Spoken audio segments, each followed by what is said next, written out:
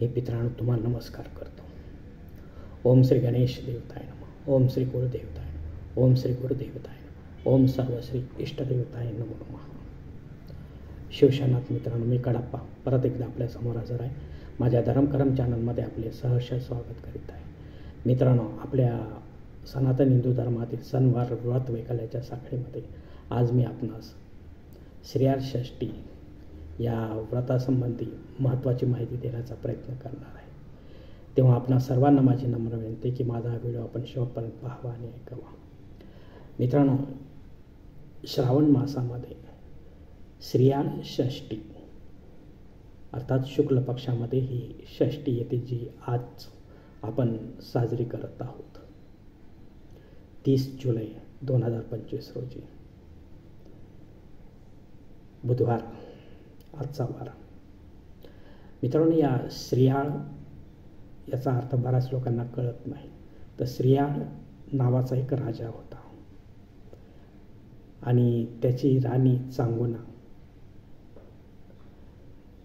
तर हे दोघेही शिवाचे परम भक्त होते. एकदा काय झाले की राज्यामध्ये दुष्काळ पडला. लोकांचे हाल होत होते, अन्नान्न दशा होत होती.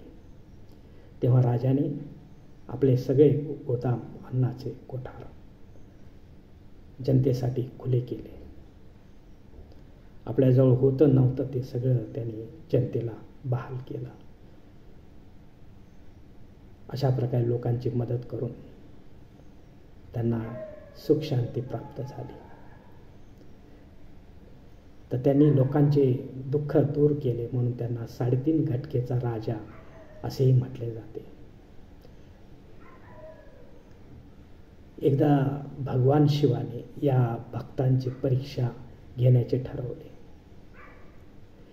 एका भिक्षुकाचे रूप घेऊन राजाच्या दारात भगवान हजर झाले. भिक्षां देई मा म्हणाले आणि आतून राणी धान्य घेऊन आली. भिक्षुक म्हणाला, मला अशी भिक्षा नको, जेवण हवे, जेवण ताजे तवाने तुझ्या हातचे. राजा राणीने भिक्षुकाला आदराने आत बोलावले, बसायला आसन दिले. थोड्या वेळात राणीने जेवण बनवून आणले. तर भिक्षुक म्हणाला, मला शाकाहारी जेवण नको आहे, मला मांसाहारी जेवण हवे आहे, तेही तुझ्या मुलाचे मांस हवे आहे, इतर कुठल्याही प्राण्याचे नको. तेव्हा राजा राणीला धक्काच बसला. भिक्षुकाच्या रूपात हा कोणी देवता तर नाही ना, असा संशय आला. पण अतिथी देवो भव या नियमाने भिक्षुकाची मागणी पूर्ण करायला हवी. आजपर्यंत एकही याचक आपल्या दारातून खाली हाताने परत गेला नाही, असा विचार दोघांनी केला आणि पुढच्या तयारीला लागले. राणीने मोठ्या मनाने आपल्या चिलया बाळाचे 2 तुकडे केले. केवळ धडाचे मांस शिजवून भिक्षुकाला वाढले. तेव्हा भिक्षुकाने लगेच ओळखले आणि म्हणाला, यात बाळाचे मुंडके दिसत नाही आहे, तेही मला शिजवून वाढ लवकर, मला भूक लागली आहे. आता मात्र त्यांचा संशय पक्का झाला की हा दुसरा तिसरा कोणी नसून कोणीतरी देवदूतच आहे. मोठ्या उदार मनाने दुःखी मनाने त्यांनी आपल्या बाळाचे मुंडके शिजवून भिक्षुकाला वाढले. पण त्याच्यासमोर आपला दुःखी चेहरा त्यांनी दाखवला नाही. भिक्षुकाला अन्न ग्रहण करायला लावले, विनंती केली. तेव्हा भिक्षुकाने आपले मूळ रूप प्रगट केले. भगवान शिव प्रगट झाल्याचे पाहून राजा राणीला मोठा आनंद झाला मित्रांनो, आणि एकीकडे दुःखीही झाले. भगवान शिव म्हणाले, आपण दोघेही दानशूर आहात, मी आपली परीक्षा घेत होतो, तेव्हा आपल्या भक्तीने मी प्रसन्न झालो आहे. तेव्हा आपण वर मागावा. तेव्हा राणी म्हणाली, मला दुसरे तिसरे काही नको, मला लोकांनी वांझ म्हणू नये, यासाठी आपण माझा चिलया बाळ मला परत करा. तेव्हा तथास्तु म्हणत भगवान शिव त्याच ठिकाणी अंतर्धाव पावले आणि तिकडून चिलया बाळ आई म्हणतच राणीकडे धावत आला.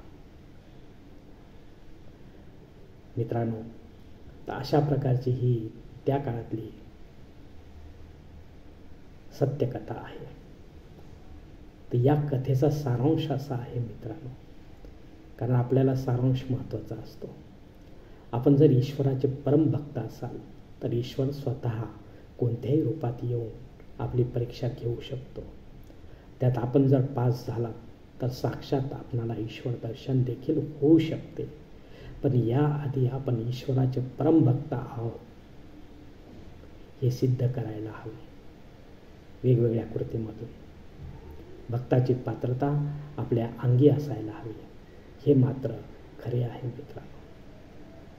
तसे तर करोडो अब्जो भक्त ईश्वराचे या पृथ्वीतलावर आहेत, पण परमभक्त यामध्ये एकही सध्या तरी दिसत नाही, नसतो.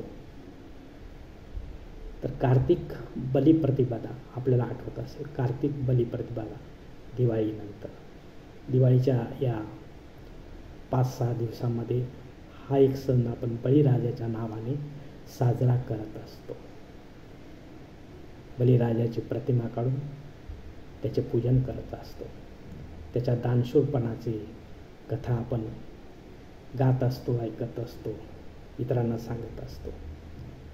तसेच ही श्रावणी शुक्ल षष्ठी श्रीयाळ राजाच्या नावाने आपण सर्वजण या परमभक्ताच्या नावाने साजरी करत असतो.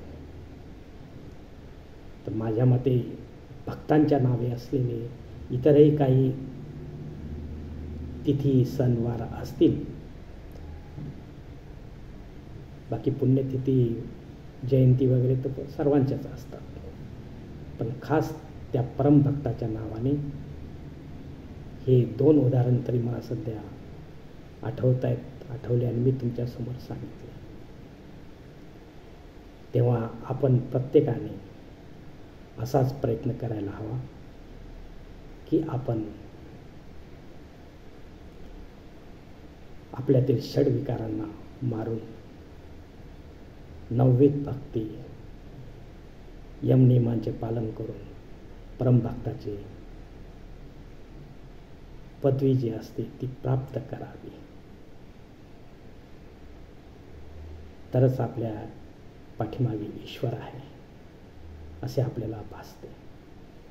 म्हणूनच श्री स्वामी समर्थ अनेक वेळा म्हणतात, भिवू नकोस, मी तुझ्या पाठीशी. तर अशा परमभक्तांच्या ते पाठीशी असतात, ऐऱ्यागेऱ्याच्या पाठीशी नसतात मित्रांनो. शास्त्रविहित कर्मे करा तरच ईश्वर आपल्याला साथ देईल. शास्त्र निषिद्ध कर्म कराल तर आपल्या मागे कोणी नसणार. आपले कर्म आणि त्याचे भोग आपल्यालाच भोगायचे असतात. म्हणूनच मी अनेक वेळा आपल्याला सांगतो की आपणच आहोत आपल्या जीवनाचे शिल्पकार. धन्यवाद मित्रांनो. आजचा हा श्रीयाळ षष्ठी निमित्ताचा जो व्हिडिओ आहे तो मी याच ठिकाणी संपत आहे. आपण जर माझ्या मताशी सहमत असाल तर कृपया माझे धर्मकर्म चॅनल सबस्क्राईब करा, लाईक करा, आपले कुटुंब व मित्रपरिवारासह शेअर करा. तसेच कॉमेंट्स बॉक्समध्ये आपले मत अवश्य नोंदवा आणि माझा पुढील व्हिडिओ आपल्यापर्यंत पोहोचण्यासाठी बेल बटन अवश्य दाबा. धन्यवाद मित्रांनो. पुढील भेटीपर्यंत आपण खुश राहा, आनंदी राहा, प्रसन्न राहा. हरिओम. शिवशंभो महादेव.